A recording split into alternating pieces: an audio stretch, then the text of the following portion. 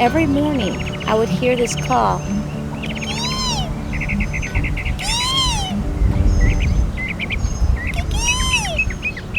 I would wake up in the morning and I would hear that call right by my window. There's a tree right by my window, and the bird would perch there every single morning. And it was beautiful. And I said, I do have a purpose. There is a purpose in my life.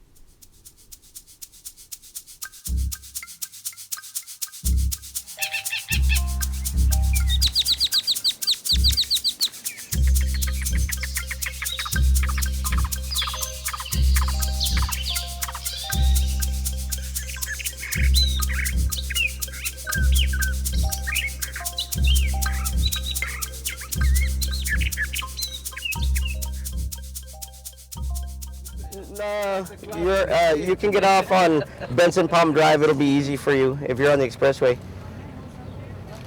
Yeah, there's a Jack in the Box on that road. Hit the expressway.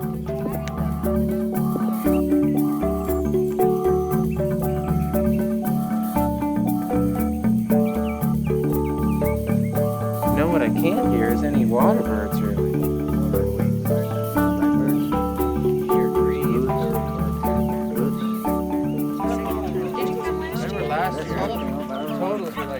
Remember last year they just kind of shut up at around 10 o'clock and it got harder and harder to get anything. Beardlets. Tyrannulet. Yeah, Tyrannulet with Tyran.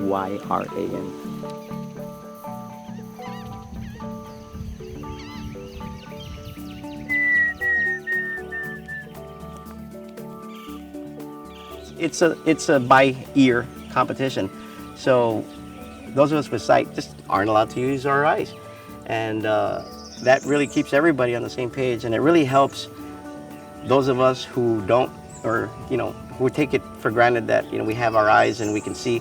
Kind of puts us in that same situation that these folks have to deal with all the time, and it does make us realize, once you really walk in somebody else's shoes, you won't really know what they're dealing with. Oh, I mean, sighted people, they rely so much on their sight, but when the lights go off, they don't know what to do. During this birding experience, we're just trying to make them understand what it is to be blind, learn to use the five senses, not just their sight. I was 14 years old. I wanted to be a lawyer. I was tops in my class. I was top five in my class. I wanted to be a lawyer and go to Oxford, Yale, Harvard. I always thought big. Why? Everything I competed in. Jessica Garza, first place. We would migrate a lot, so we used to work out in the cherries, picking pickle, strawberries, celery, onions. I mean, everything that has to do with farm and the farm. Once I grew up, got married, and had my own kids. I had 4 kids, 2 boys and 2 girls. And I didn't want my kids to grow up the same way I did. Out in the fields, you're going from one place to another. So I started working as a mechanic. I was suffering with severe headaches. So bad that I would just, be throwing up in the morning and popping aspirin. I always carried a bottle in my purse. And not only that, but it affected my nervous system in the sense that, it's more mental. I would go through these anxiety attacks. Couldn't go to a restaurant at night. Couldn't go on a trip at night. I couldn't be anywhere in the outdoors. I could not. It was a fear. I would live in fear. That time I had very good eyesight, but I had to do some testing. And since I've been a diabetic for a long time, during the time when that came, every employee from the plant had to take a physical exam. So they sent us to do a physical, and they find out during that physical that I examined that I was I had a little problem with my eyes at the times, and that I needed a treatment on my eyes. Sure enough, I had a CAT scan, and the neurosurgeon says, you got a brain tumor, and it's on top of the pituitary gland. At the time, I only weighed 60 pounds at age 14. Couldn't gain, try to eat, and also my nervous system went ballistic, and I couldn't handle eating, because I felt I was going to get sick, almost as if I was anorexic. And during that treatment, which they did laser, I lost both of my eyes. They did laser in both of them, and I lost my eyes during that treatment. I'm just going to make a little cut and take that little tumor out, and you'll be fine, and you'll be doing the things you used to do, and you'll be back in band and doing things. And it wasn't like that at all. At all.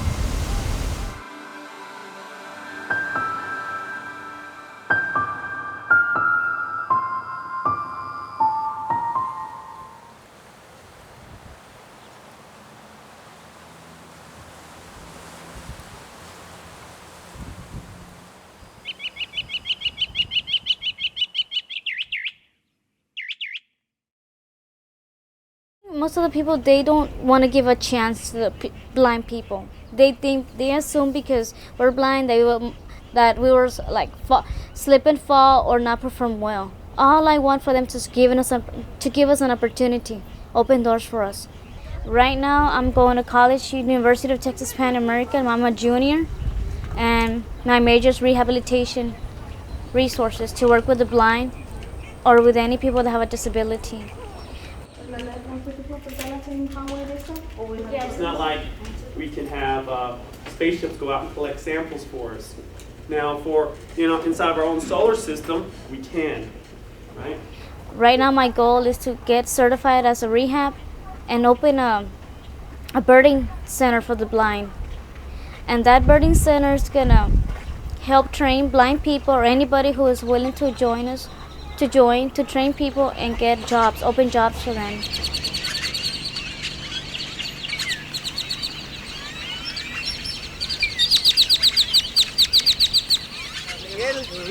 Hello again. ¿Se conocen? ¿No se han conocido? What did Ted do? Oh, What'd you do for us? I'm gonna do a lot of great things for you guys. Yeah, you do a lot of good things for us, and I'm very. That's why I'm here, because you motivate us. I got real motivated, and here I am. So thank you, Joel. Okay, you hear that at 3 o'clock? Yeah. That's a lesser goldfinch. That's a tiny little bird, tiny little yellow bird. Y se están moviendo ahorita. They're flying in front of us. They just moved to the left. What color are they? The males are all black on top and all yellow underneath. Real bright black. You guys use your ears all the time just to feel space, just to feel the world around you. What we try to do is try to teach you also the sounds of the animals, and in particular the sounds of the birds. Pure native habitat, native plants. Así se oye la calaña. Y esta le dicen Altamira Oriole.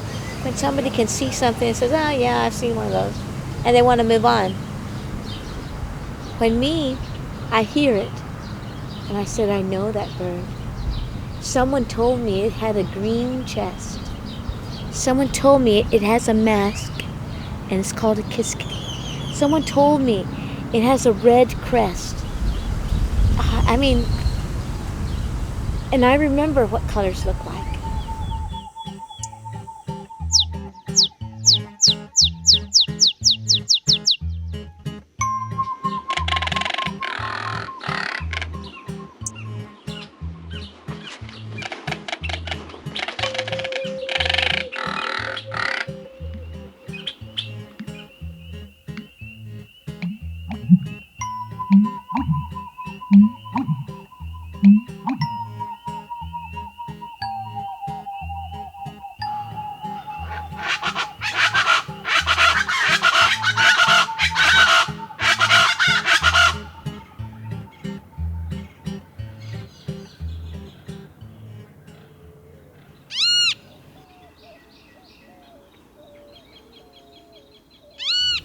every time I hear a kis-ka-DEE, it's my favorite because once I hear a kis-ka-DEE, I'm going. You know, all the other birds come next. Sometimes when I'm walking in campus on Panam, and I'm walking with my note-taker or somebody else, I kind of listen to the birds. I'm like, oh, that's a kis-ka-DEE, and I just love the way they sing. And sometimes I have to be careful because sometimes I pay more attention to the birds than my path, and I get lost when I'm walking down the sidewalks. That's the whole thing. It's getting excited about certain little things like that. Hearing the flapping the wings of a duck in the water. Okay, we got a new one in front of us, guys. Listen. 12 o'clock. Listen, listen. No. Okay, on the left, we got a clay-colored robin, which we had this morning. Remember the cat? Yeah. That. You hear that? Tropical parula. Okay, give somebody a chance. Yeah. Tropical parula, most likely. Parula. It's a parula.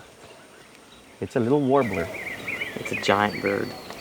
It's about 9 o'clock. he's about the width of your shoulders. So Sean, it's 9 o'clock. There we go. Here? It'll take a while. And I think everybody got it.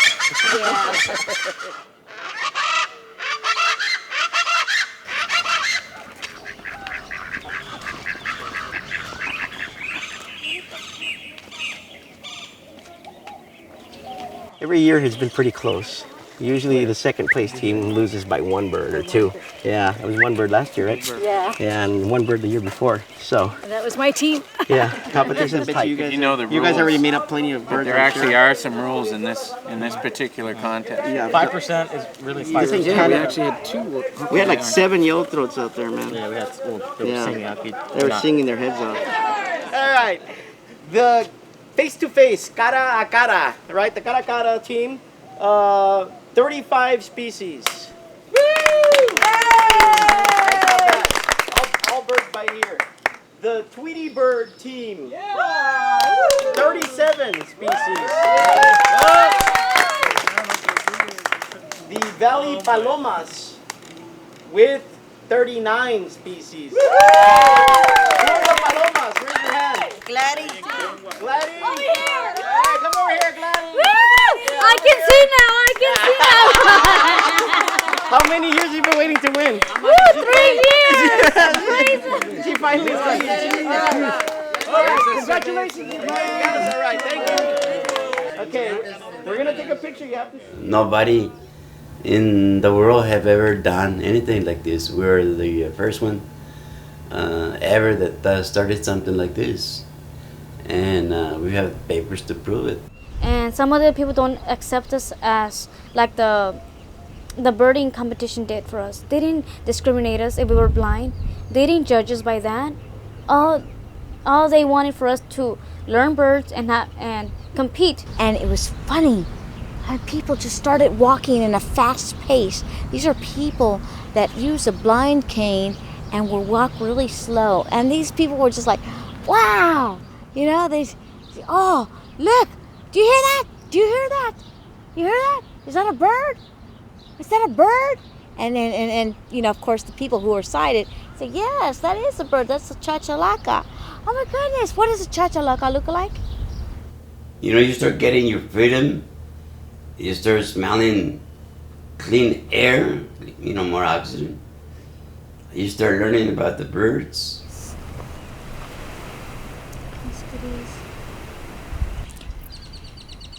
That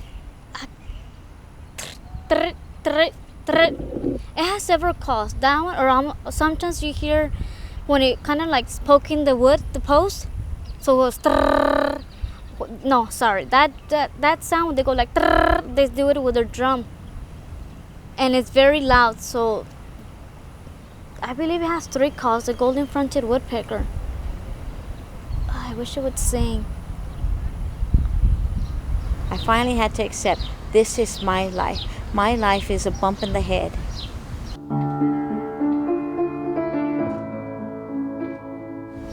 My life is gonna be a tripping, a falling on my knees, because I am visually impaired.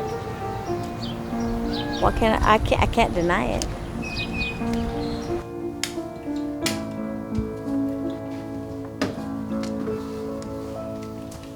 Sometimes, if these blind people would just get outdoors.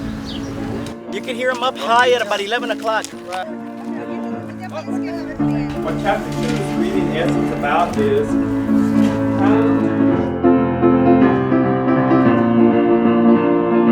If you are alive, if you can hear, if you can see, if your heart is pumping, if you are breathing,